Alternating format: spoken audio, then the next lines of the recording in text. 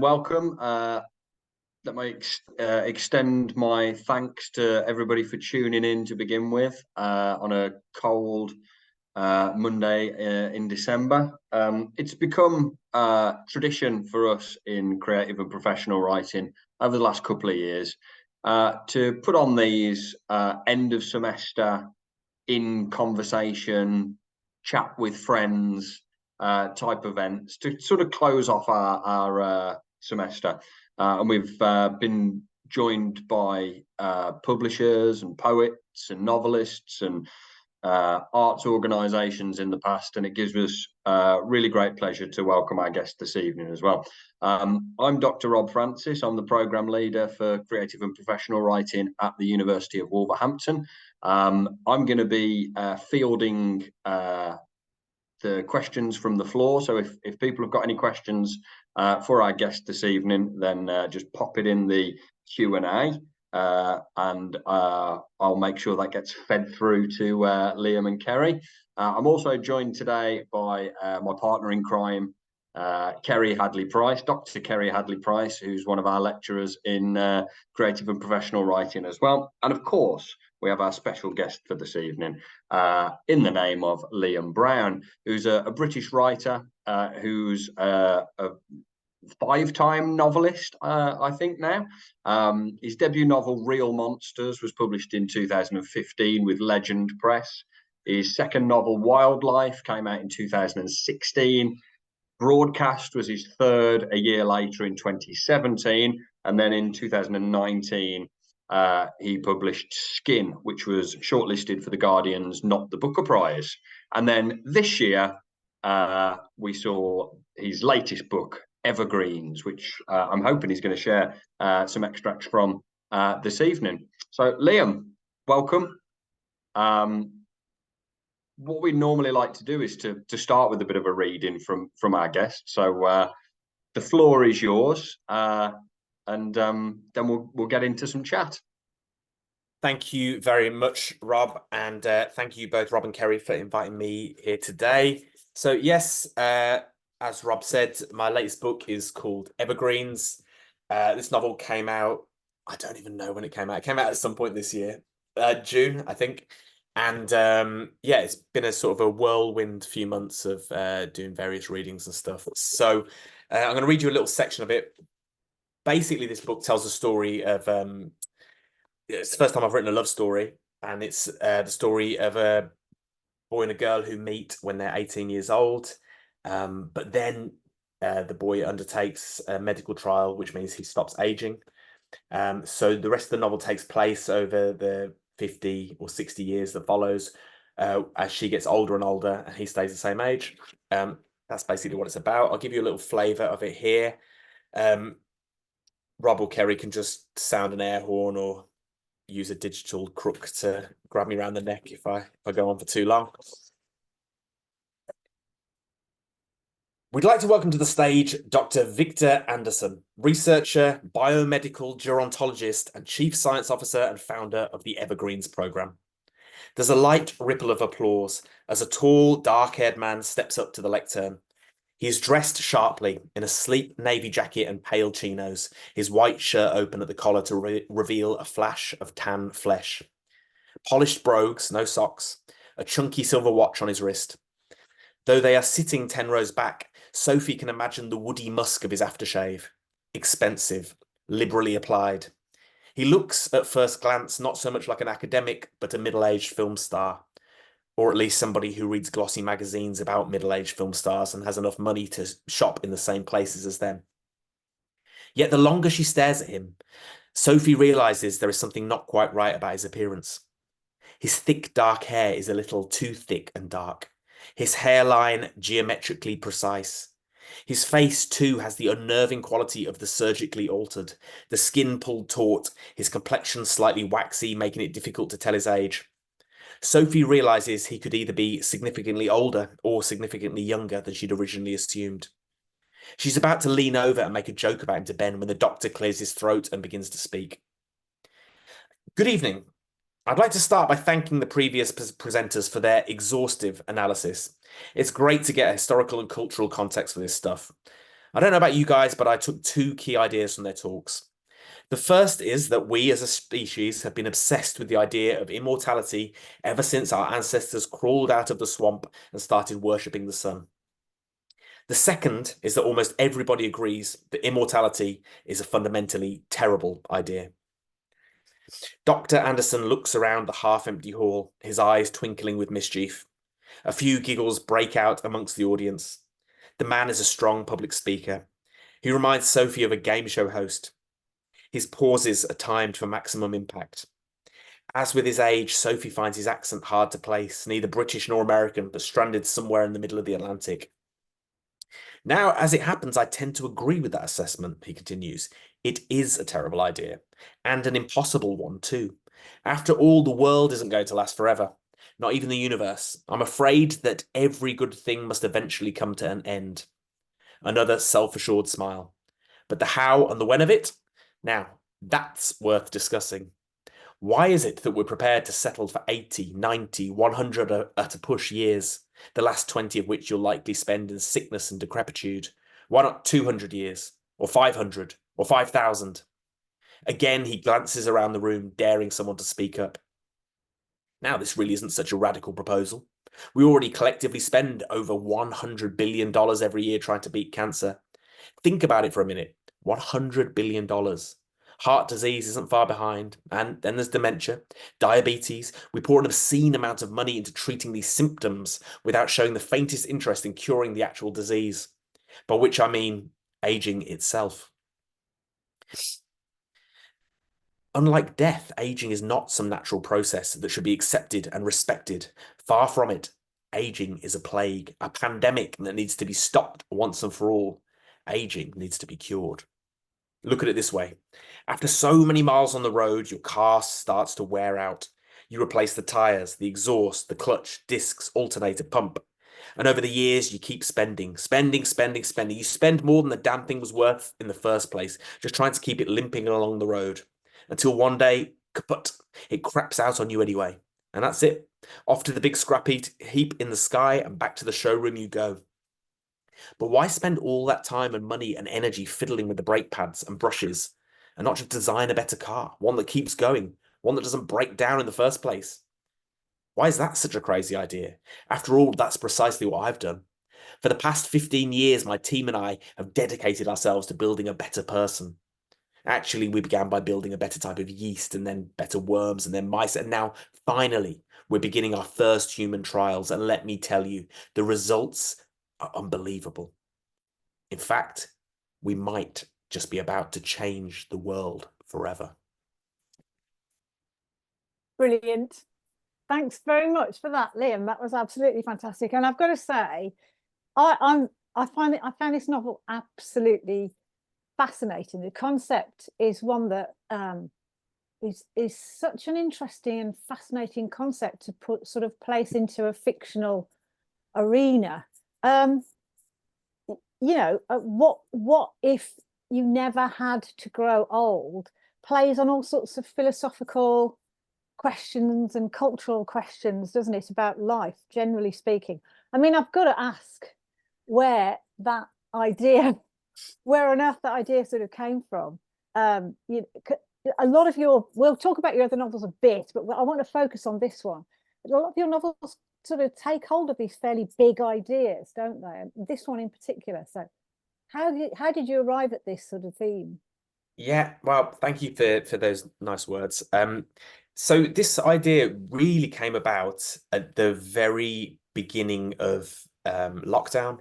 And during that time, my mum's mum, so my nan came and lived with us. So she was 89 years old.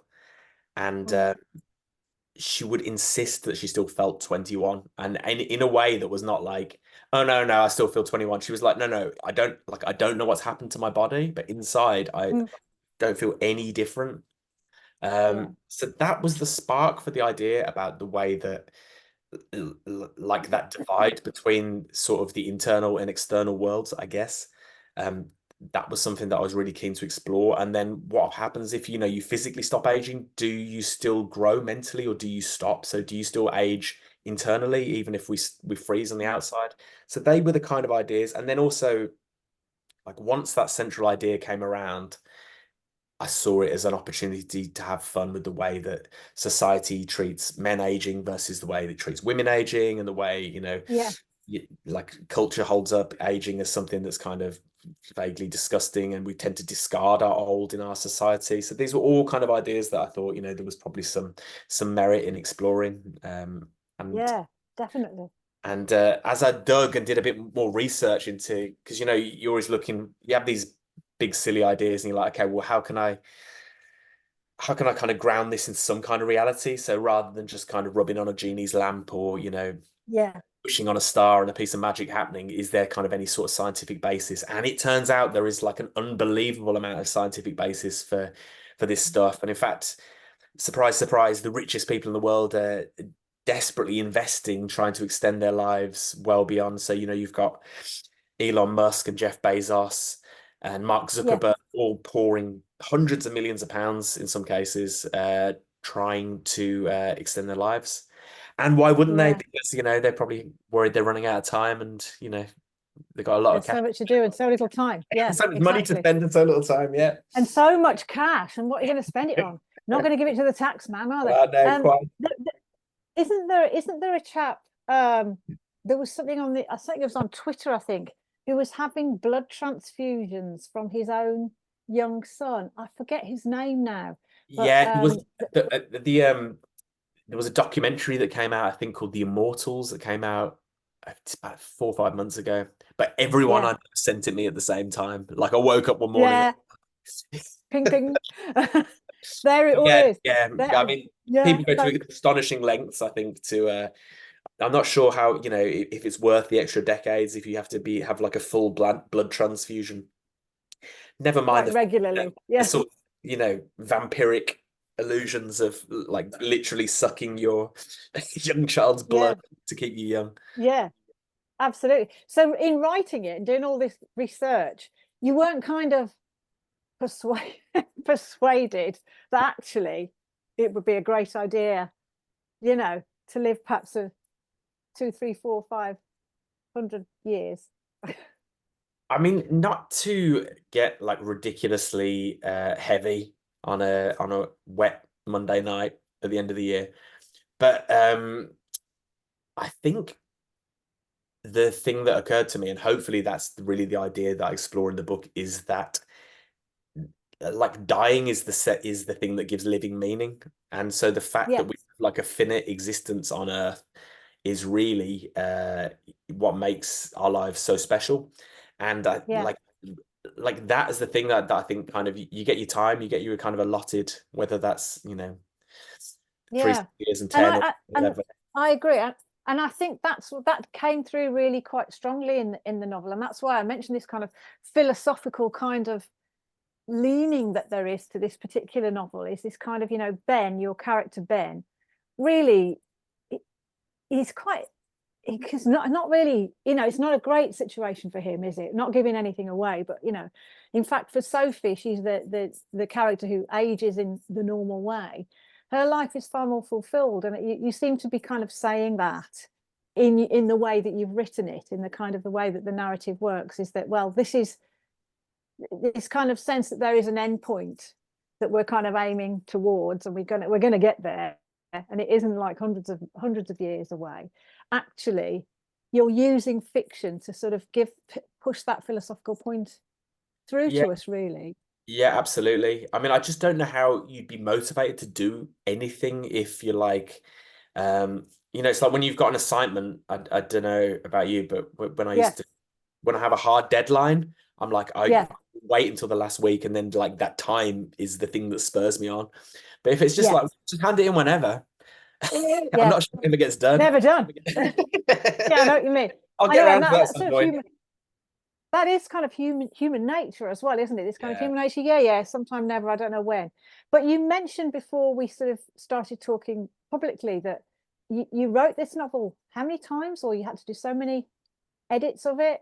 Yeah, I mean, I kind of looking through my drafts folder. I mean, the pretty much 7 full, more or less like heavy edits, I'd say. But rewrites, yeah, like 2 or 3 times. Really just got it wrong a lot of times and put it down.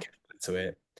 And like when I very first was kind of playing around with the idea, it was like I kind of thought, well, we could do this on like a societal level where it's like, okay, there's a line in the sand after which no one ages, and then before that everyone does age. And what would that say? Like everyone gets to kind of, you know, stop aging, but only up to a certain time. And then you start playing with narratives that have got like the whole planet on board, and it's very difficult. So like a lot of it was about shrinking it down to as fewer people and as fewer characters as possible. And I think I found that with most of my novels, really like taking big ideas, but trying to just talk about them as if they're just happening to like one or two people rather than trying to do these kind of great big epics. You know, because trying to write like 100 Years of Solitude or something level of where you've got a character list at the beginning and you're like, okay, so who were they again? Sorry, third generation. Yeah, you got to think. Yes. Yeah. Yes, I know. But this is that. But Evergreens really is a kind of an epic novel, isn't it? Because it kind of stretches from sort of 2005 through into 2073 or something, doesn't it? You know, it's a ridiculous amount. It's an actual lifetime, isn't it? Really, when you think about it. But and you've the structure of it, this kind of timeline structure that you've got, where you sort of flash forward and then come back again to a different time and then flash forward. The timeline sort of wiggles around. You do it really, really well. And as I said, you know, sometimes when I read novels where the timeline flickers forward and then back, I think, oh God, where are we now? Sorry, who's doing what with who? And when you said you had to write it, heavily edit and rewrite it 7 times, I can well imagine having to really think, well, hold on a minute, how old would they be in 2019? Da, da, da. Yeah. How did you manage that? Are you a post-it person? You know, are you one of those people that's just got loads and loads of that going on in your room? Not normally, but for this book, I really wish I'd taken shares out in post-it notes, because I think I would have the dividends would have paid up, I think, because yeah, my wall was covered trying to keep track of these timelines. And at one point I was just like, I can't do this. I cannot keep track of trying to constantly work out how old somebody would be and what had happened. And it was a case really of trying to put it all down in a linear structure and then jumble it up afterwards. So that was the way to do it in the end. And then, you know, and even then afterwards, my editor still shouted at me and said, you've got this wrong. And actually he'd be 42 here and this doesn't work. So, you know. Yeah, that's the thing, isn't it? That's the thing, you're thinking, hold on. I've got it. How old would they be? Yeah. Yeah. And you've got to, I mean, if you're going to be writing novels that are set in or about or run through 2020, for instance, which yours is, you have to take into account this idea of, you know, COVID and the pandemic and so on. And you did that. I thought you did that really well, because that was a sort of a cathartic moment in Sophie's career, wasn't it? Where she had, I mean, I don't want to give too much away because but there's a lot that goes on in this novel, is that she's an actress, or she's an actor, and but she's getting older. And you make this kind of comment, don't you, that, you know, older women in kind of performing arts, they gradually do worse and worse and worse and worse, unless they're Dame, whatever her name is, you know, with the white hair. She does great. She's like in, you know, but generally speaking, it's all about young women. And Sophie, your character Sophie, finds herself sort of steering away after Crossroads into writing, and we all think this is, oh great, brilliant, you know, she's going to find her muse and everything's going to be great. And then of course COVID. So you bring into your novel Evergreens this kind of idea of real events, and you say you were writing it during COVID. I mean, how did you feel about writing a kind of a COVID event during COVID itself? Yeah, again was a real moment that I realized that it was going to have to come up to the present day, and I didn't know how to treat it. So the novel begins in 2005 in Australia, and I just happened to be in Australia in 2005. So, you know, it was like, okay, the research is done on that. I know what it's like. That's fine. And then it moves to Greenwich in 2009, I think, or something, or 2007, which is when I was in Greenwich. So that was very easy, and I was like, this is plain sailing. This is gonna be the laziest, easiest book I've ever written. I'm just gonna absolutely just steal from my own experiences liberally. But as it gradually dawned on me that I was gonna really have to hit the present day, writing about COVID while COVID was happening, and not really knowing how COVID was going to pan out, and like, you know, were we going to be permanently? I know it certainly felt like that in 2020, 2021. You know, like this might just go on for 10 years, and then what does that mean for the book, and what does that mean for the timeline?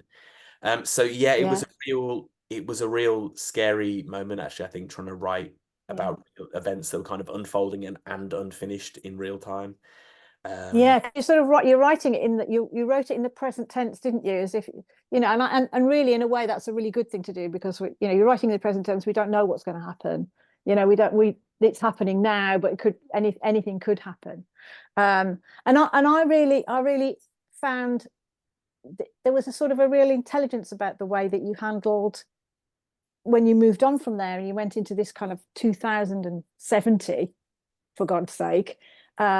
And of course, we've got all of this sense of, well, climate change is going to happen. So you've got to tackle how that affects humanity and how that affects, you know, the way that we behave. You've got to think about technology and about the electric cars and how that's going to, you know, and the way that places are going to change. And one of the things that you mention is Birmingham. Yes. In this novel, don't you? A couple of times. Once when Sophie goes back to Ben's in the first place, because he's a Birmingham, unsurprisingly, a Birmingham lad, and then later when she goes back again for a funeral, and you describe Birmingham in a very particular way, you know, henceforth in the future, as being kind of a desolate kind of place. You've kind of predicted its demise, haven't you? I think what made you do that? Yeah, I think that. So again, looking forward and trying to kind of peer into a crystal ball and think what the future might be like. That was written in the midst of COVID, where there was a feeling, or I certainly felt, that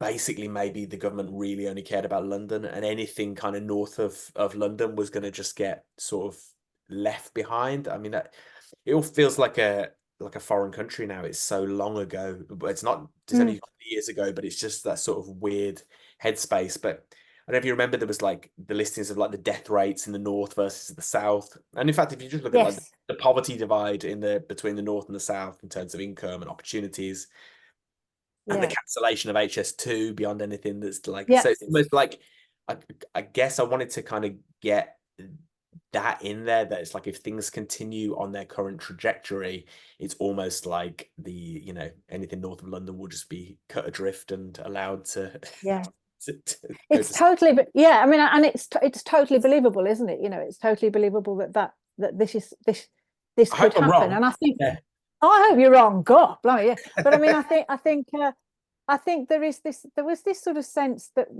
with this novel, because you were playing with this idea of sort of scientific inquiry and how it might affect humanity, at the same time as kind of also sort of rubbing along with the idea of climate change, which is an actual thing that is happening, against something that, you know, scientific inquiry, scientific research that kind of could happen. And for me, I think it was that made this novel totally compelling, because it's not a science fiction novel, is it? I mean, how would you describe it? What genre, if you would, what would you put it into?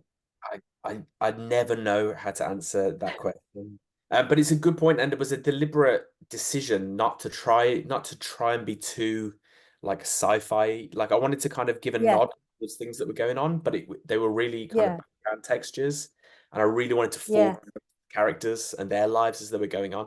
I was also like, my previous novel, just to back up just slightly, my previous novel was called Skin, and that came out in 2019. And that told the story, completely unbelievable, of a pandemic that sweeps through the world and confines us all to our rooms and means we only communicate through our telephones and computers. So that came out in 2019, and then COVID hit 6 months later.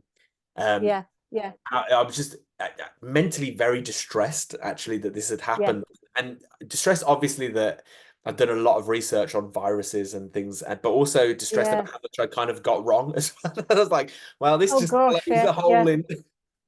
But I was anyway when it came to Evergreen, not to get stuck to writing like dystopia, because I think Skin was kind of broadly characterized as a sort of dystopian, or certainly had those themes. So I didn't want to create like a dystopian world.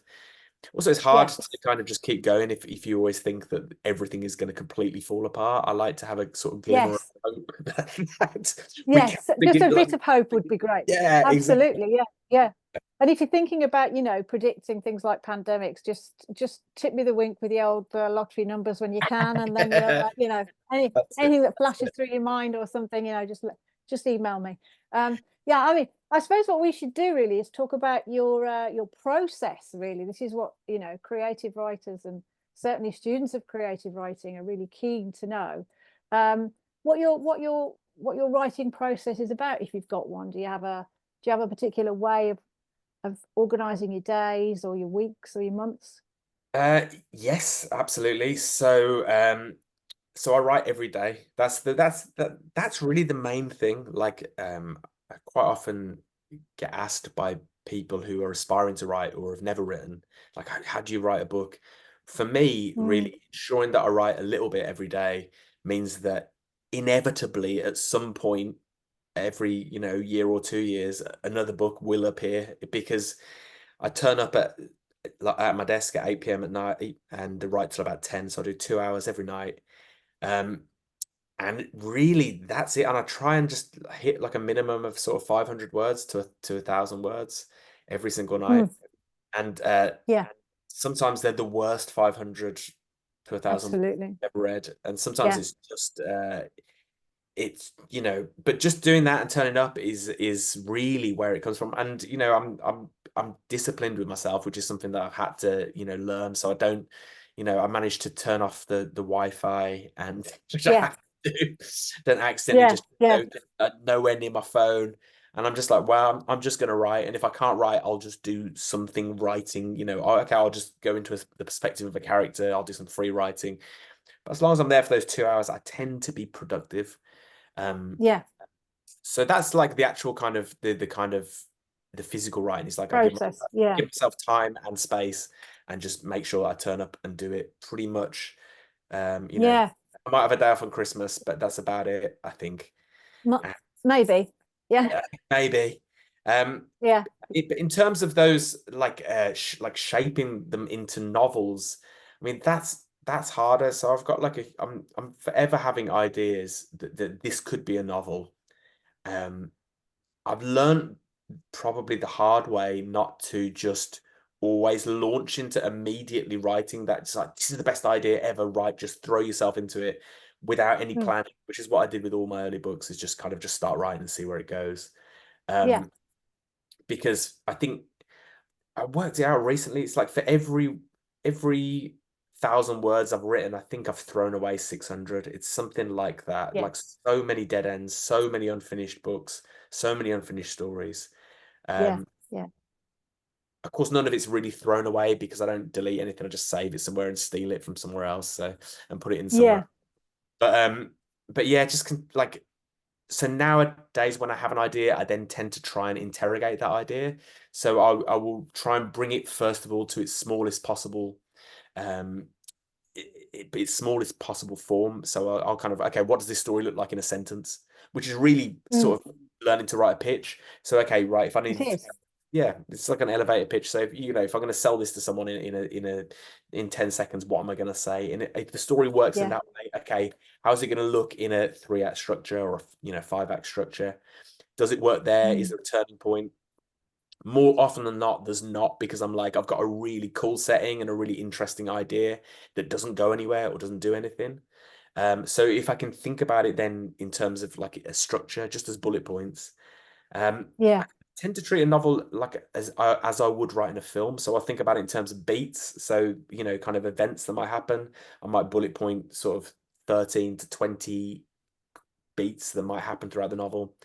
And then I'll try and do a load of work on character, and just try and think about, you know, who are these people? Because at the end of the day, that's what I think, you know, regardless of whatever genre I'm writing in, hopefully character is the thing that unites them. And it's kind of, it's mostly, Right. in fact, I've basically written the same book 5 times, if I'm honest, which is somebody being given an opportunity to make a terrible decision and then making a terrible decision and then living with the Yeah. consequences of the terrible decision, whether that's choosing to embark on a medical trial or whether that's, you know, choosing for them to live stream their thoughts 24 hours a day or go and live in a park amongst a kind of a fight club Yeah. esque Yeah. series of homeless guys. Absolutely. It's always just somebody making a terrible decision and then living with it. So that's basically that's what it is. Yeah, it is all it's that kind of what if somebody did this and it was totally wrong. You know, it is that what if question. And I think you make a really interesting and pertinent point there when you talk about the number of words that get deleted or, you know, filed elsewhere.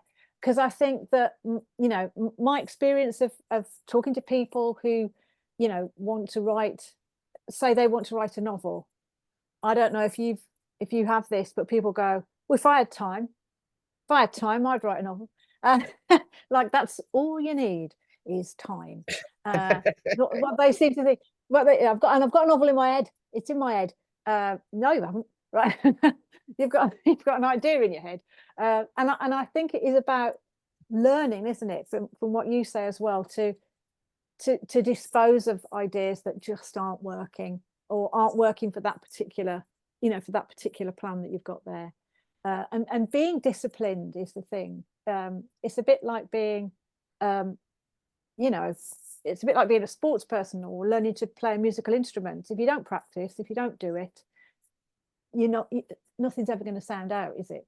And so I think you know, it's really heartening to hear that you throw a lot of words away when you actually produce quite a lot of novels in quite a short period of time, really. Because you haven't you? I mean, your debut novel was in 2015, and then there's been 5 novels since then. Yes. That's good going. That is very, very, very good going, I think. And you did an MA, didn't you? I did an MA. Yes, I did. I did it at Oxford Brookes in 2009 to 2010, which was, I mean, for me, the best thing about doing the MA was having like time and space to explore, you know, creative ideas, which as pressures of life, you know, get in the way, that becomes sometimes quite difficult to kind of give yourself kind of time and space. And also to kind of just push me out of my comfort zone and write from kind of perspectives I hadn't considered before, write in forms I hadn't really played around with. So, you know, it's really beneficial, and I think I still draw on that stuff.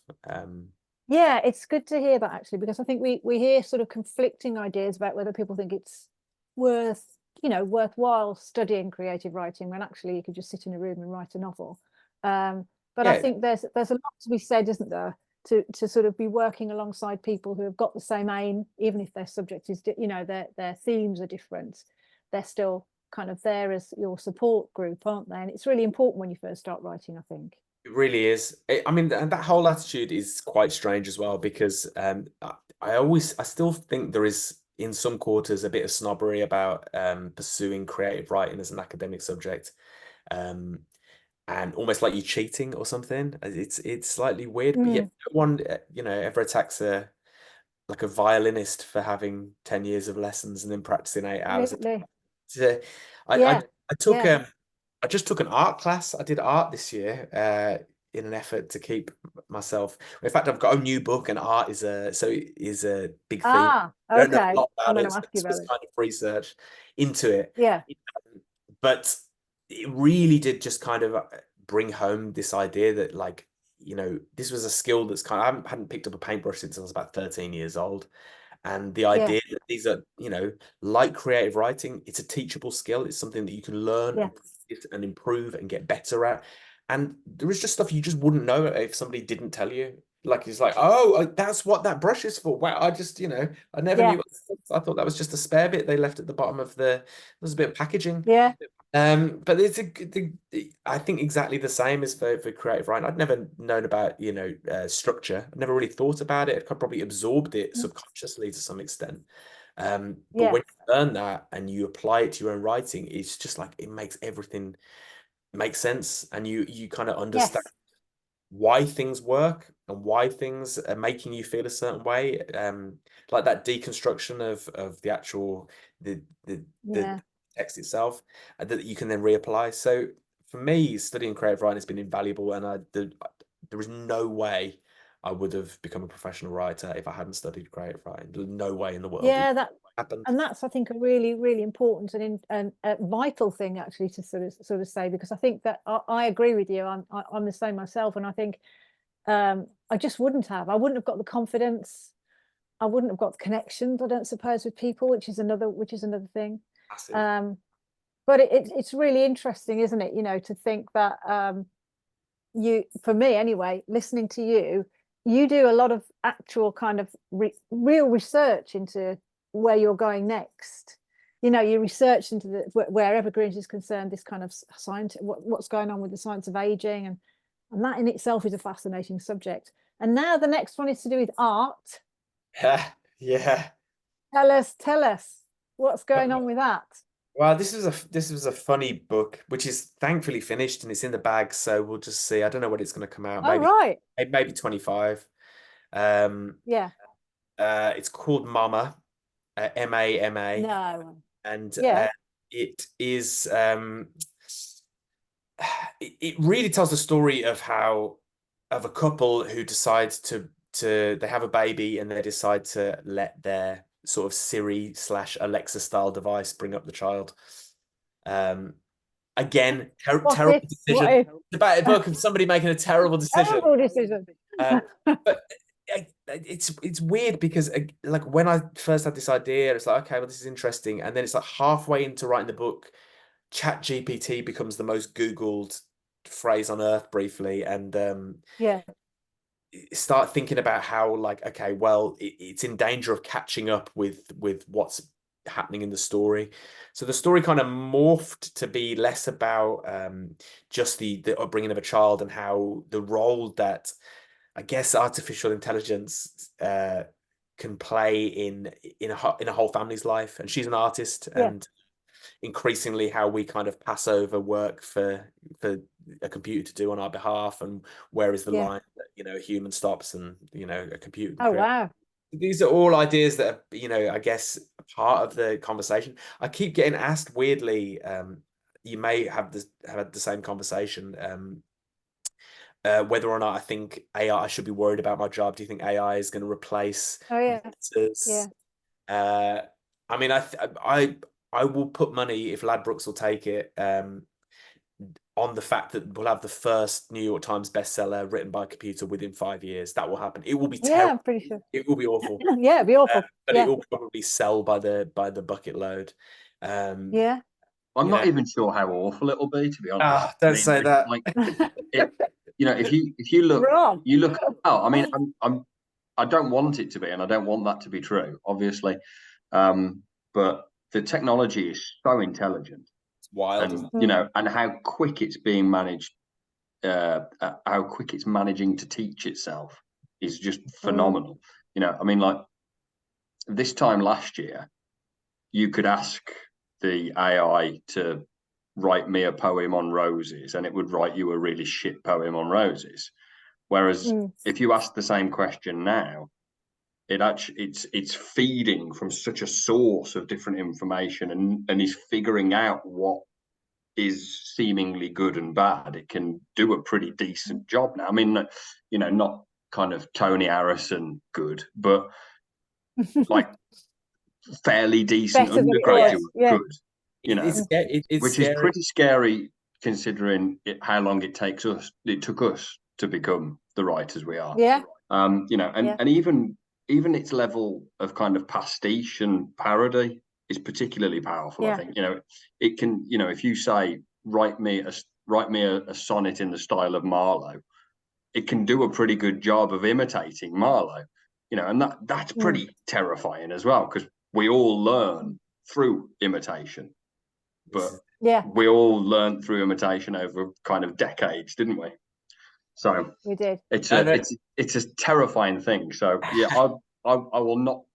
I'm not going to bet against you, Liam, but I'll add another extra caveat that I think it'd probably be all right. I mean, it's bad news for us, but great news if you're like a 13-year-old like my son, you know, and he's just getting homework that he can do in 1 minute of just being like, write me a 2,000-word essay on. It's like, this is the golden age. It's just like homework done, 5 minutes. Yeah. I think the trouble is with this sort of stuff as well is we're asking the technologies to do all of the fun stuff for us, aren't we? And that wasn't supposed to be the point. Like all of the things, you know, do the manual, boring, grotty stuff that we don't want to do, like writing and relationships and sex. Those were all the things that I really enjoy doing. I don't want robots to replace them.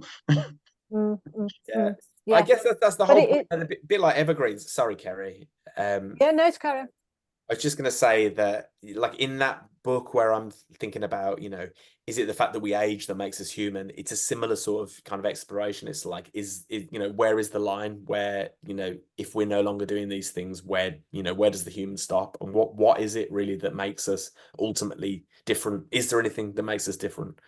Yeah, again, a bit heavy for a... Well, it is heavy, but it's heavy, but it's really, it's fascinating though, isn't it? Because this is the way that things are going in terms of creativity and the business of creativity. Yeah, you know, Tim Franks on the lurching up, aren't we?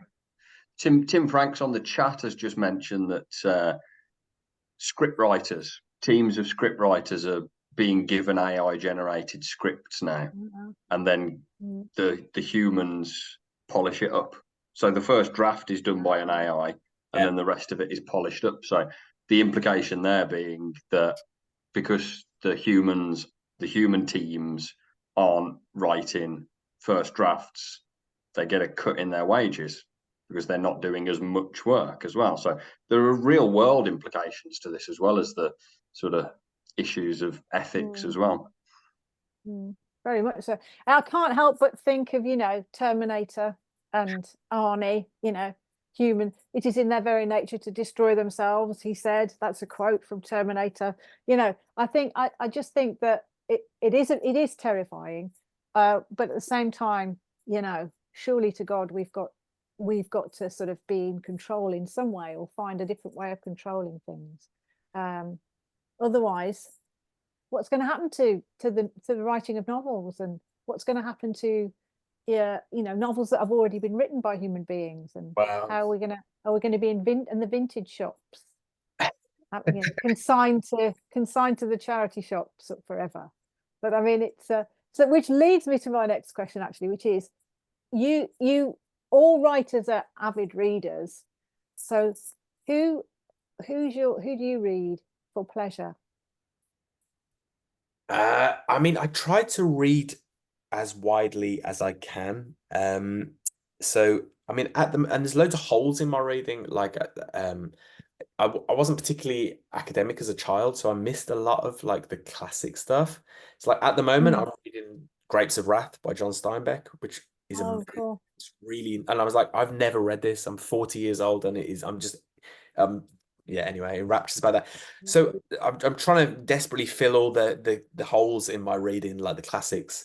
I also try and read a lot of contemporary stuff to see what sells. Okay, so because it's still just alchemy to me. I never really understand, you know, why some books become these kind of massive hits and others don't. So I just read Tomorrow and Tomorrow and Tomorrow, which is just everywhere. It's the one with the beautiful wave on the front of it, which was interesting. And read Yellowface, which was another one which was I read Yellowface, quite big in contemporary. What did you think? What did you think of it? I really liked the first half of the book, but I feel like the ending was a bit of a final third really was a bit bit of a letdown for me. Yeah, yeah, That's what is it. But yeah. the central concept of ownership and stuff is not, and you know, whose right it is to tell a story. I mean, these are all interesting Yeah, topics. yeah, You know, exactly. and you know, as you can probably guess from the kind of books that I've written, I quite like books that take these big ideas and then kind of, Yeah, you know, play around with them. So that was a yeah, good. yeah. I've been feeling sort of a slight a slight jadedness after finishing my last book, so I've decided I'm gonna just give myself over to reading lots of short stories in the new year. That's sort of Okay. a mini Yeah. New Year's resolution. So I've got a big stack of books next to me. Some that I've read before, some that I haven't. I've got Kevin Barry's stuff, Oh, good stuff. Richard Yeah, yeah. Brautigan, The Dubliners. Jesus' Son, Dennis Johnson, The Stories of Breeze DJ Pancake. I'm just literally just reading off the stack of that are glaring at me. Of course. So Yeah. I'm going to read all Have those. you're not a short story writer, are you? You haven't written short, or have you? That's where I began writing anything. I suppose like a lot of writers, that was my way into writing. It was, you know, I Yeah. wrote short stories and then I managed to get short stories published in little blogs and then magazines, and then I Right. tackled a novel. But I found since I've been working on in long form, I found it so difficult to go back and then write short stories. And I do write the occasional short story. So, you know, I get commissions occasionally. I think I've got a short story coming out this year, but I find it really, really hard now, probably Mhm. because I'm, you know, used to the luxury of having 70, 80, 90,000 words to waffle on and, Yeah.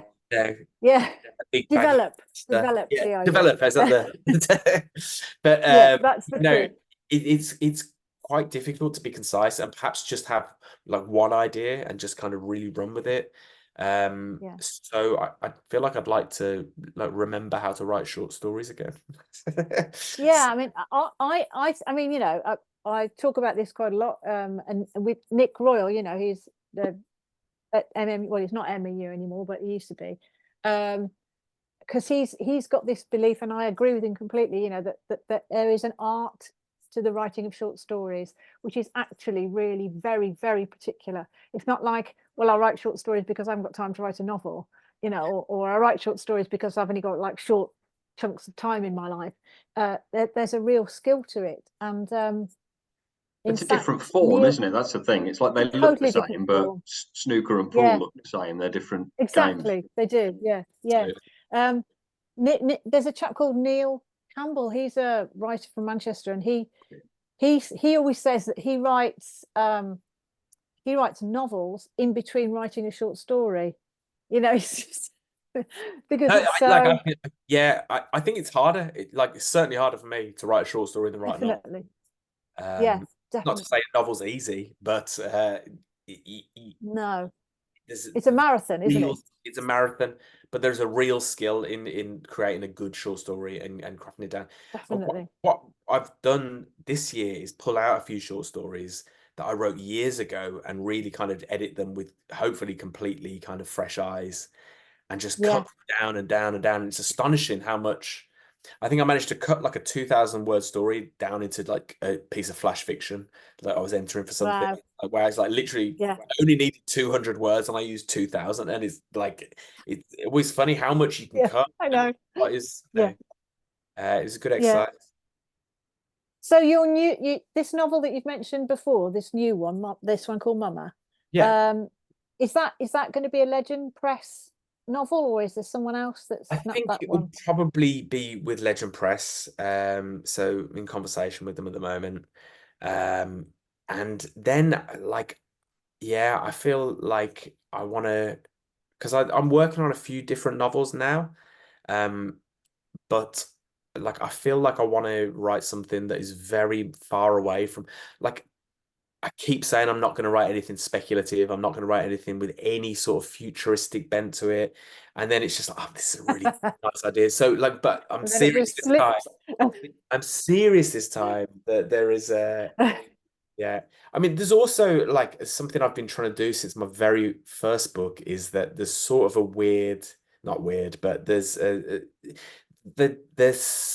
sort of overlapping universe that all the books exist within to some extent Mm. or another. There was always a little hint of something else, one of the other books. So there were a couple of ideas from other novels that I'm like, okay, well, I've always wanted to go back and explore this, cameo character or this line or this little thing. Okay.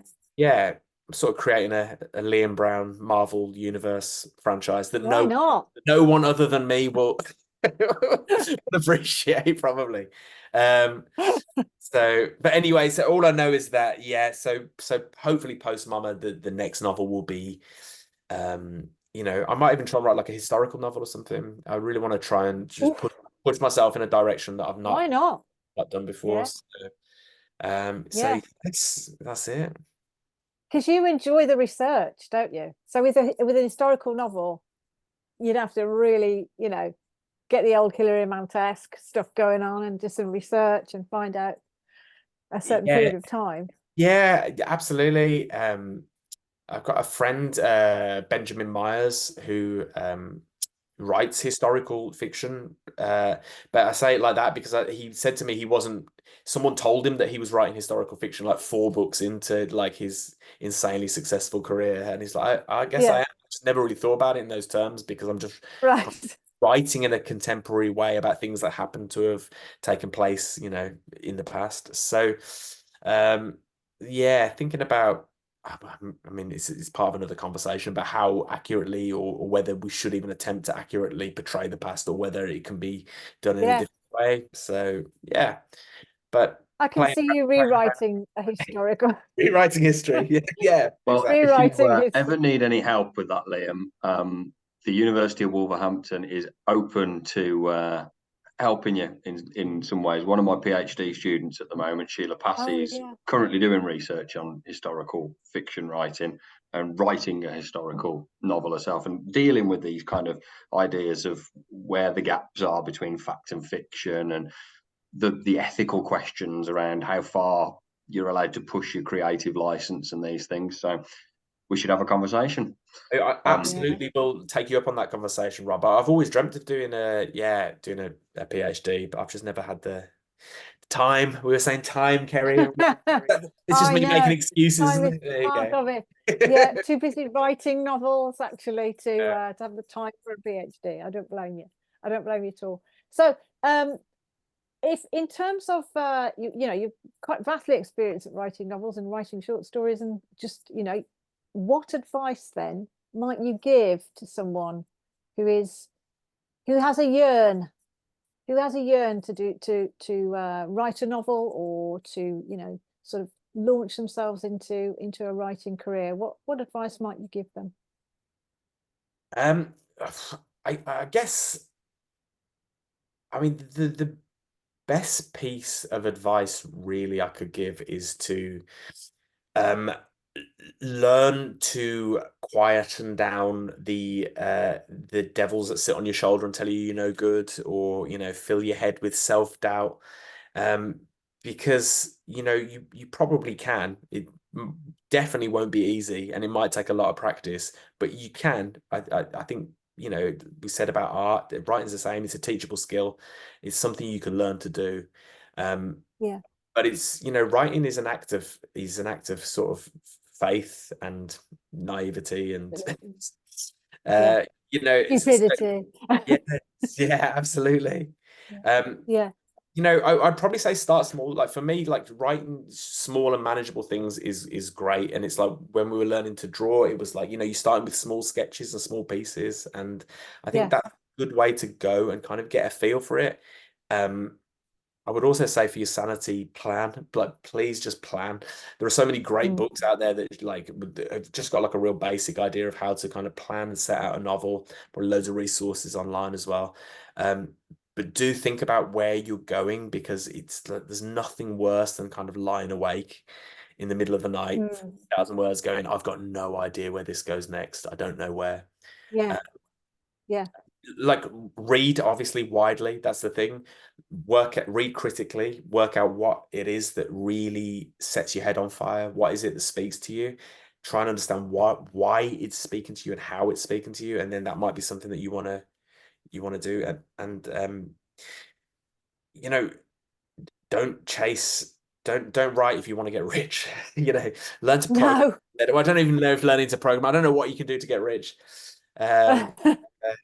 But like, don't do it for those reasons. Do it because like it's something you enjoy doing, and you feel like you've got a story that you need to tell that is kind of burning inside of you.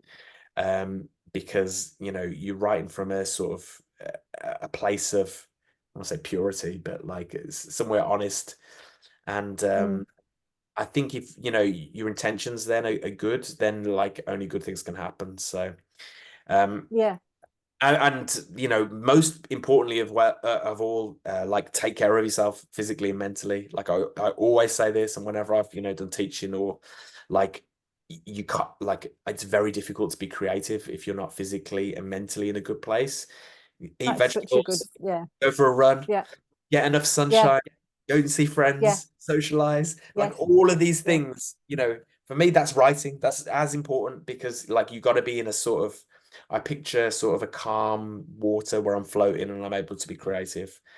Because yeah. whenever other things, those big waves come, it's increasingly difficult. So take care of yourself. No, I think that is absolutely brilliant advice, actually, and I think you've kind of hit the nail on the head with some really, really good stuff there, because I think people, who yearn to write, but for whatever reason they're sort of held back. It's not easy, but then it isn't working down a mine. It isn't in a war. You're not in a war zone. It is something that you should enjoy, and that should be your main priority, is enjoying it and making sure that you enjoy the whole process, really. Thanks very much, Liam. We've got to 7 o'clock, which it's been absolutely brilliant. I could think of loads more questions I could think of to talk to you about. It's been absolutely fascinating.